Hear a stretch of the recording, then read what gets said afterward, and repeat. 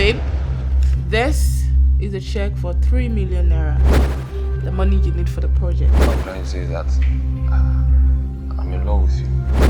Baby girl. Yeah. My Cranberry.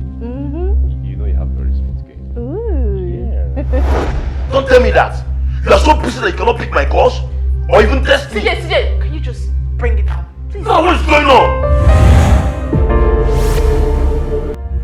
I will love you with every ounce of my being, and I will never leave you as far as I have breath in my lungs. Swear? Mike! You idiot! Stupid man! What the hell do you think you are? After everything Nora did for you. Just thank your stars that she survived it. Exactly. If not, we're going to be having this conversation by now. What is wrong with you? Do you want to lose your job? I don't know, maybe she's going through emotional stress. That's why I want you to talk to her, because if this person, she might lose her job. Is Mike your life? So you're breaking up with me because of this?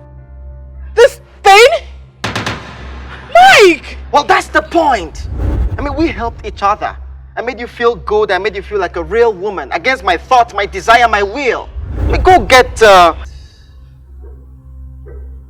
fat man. Because I am not that man. I can never be.